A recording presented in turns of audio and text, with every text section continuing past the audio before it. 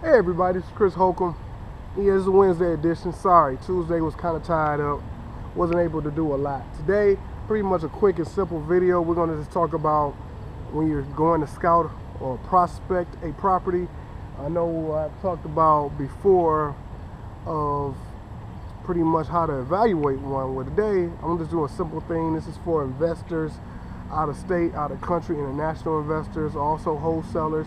Because to me, one of the biggest gaps in moving properties or getting properties purchased or available properties is that you have two different aspects. If you're a realtor or a real estate agent, you have the MLS.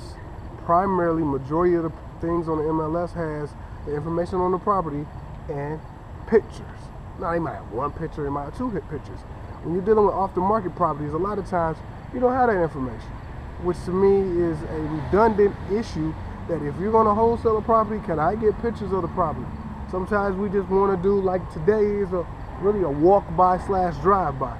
Now, drive-bys, you traditionally just drive by and take a look at the property. However, when you do a drive-by / walk-by the property, you do want to remember what the property looked like. Because today I looked at about 12 properties, and with those 12 properties, if I don't have enough pictures, I won't know which ones I looked at and which ones was viable to come back and look at. Maybe the last one or maybe the first one, but in between, trust me, if you deal with it day to day, you definitely got to have some way of tracking it down, not just by writing down it, because memory-wise, you want to also have something visually to remember. Secondly, if it's a good property from the outside and you already know the person who's selling it, if it's a direct seller, then they probably already gave you information on the inside, and you just want to make sure it's a good neighborhood. So, I got my little trusty camera here. Primarily what I'm going to do is take a picture of the front of the house, because there's, to me, a traditional process of taking pictures. And if you're only doing the outside, my thought is you should have anywhere between 3 to probably 7 pictures. And the reason why I say that is because you're going to take the front of the house. I'll primarily tell you to take if the address is showing, take a picture of the address so you'll know that property. Because if you take a picture from here, you may not remember what the address is. So then you're like, which one is this? Even though it may be in sequence. There's a lot of things that can get mixed up in your day-to-day where you don't know what property that is. So you take a picture of the outside like I did. You take a picture of the front, take a picture of the address, and then you take 2 pictures of the side. Now, if you got back way access, then you go in the back and you take a picture of the back of the house, which will be your 4th picture, the backyard. If it has a garage, you take a picture of that also, which will be like 6 or 7. You also take a picture of that would be 6. You also take a picture of the neighborhood. So you can just get a glimpse. Is it all frame? Is it all brick? Because then you can use those pictures to go with Google Docs and maybe go zoom up and down the block and say, okay, that's more realistic, because like I always say, Google Docs is kind of off a year or two, so things change, not drastically, but very expeditionally in the city. I'm just being real. So now I'm going to take a picture of the neighborhood, just really a elongated view like I'm doing right now, so I'll know what the neighborhood look like. Now I'm going to take 2 more pictures of the sides, and then I'm probably done taking the picture and then moving on. You don't want to spend a tremendous time doing it either. If you're going to get pictures, hop out your car, take those couple pictures, jump in your car, and roll out. Now, unless you're doing more detail, then it's going to take longer.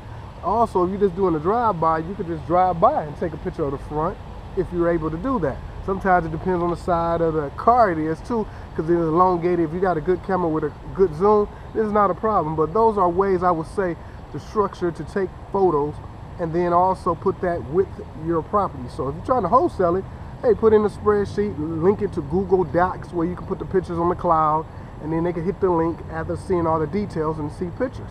At least that gives them some viewpoint, or if it's a good property or not, or something they may be interested in.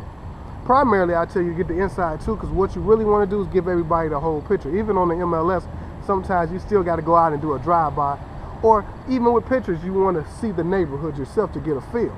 Video kind of handles that, but you really want to know. If a person say, hey, I'm interested, here's a proof of funds, here's a deposit, I just want to drive the neighborhood and inspect the property. Then hey, you're closer to getting a deal done. And this is for out-of-state investors, out-of-country investors. Preliminaries, you want to see, you don't want this address And what's the name? Because it's not giving you enough information. You want real-time pictures, at least in the last week or two or the last couple days.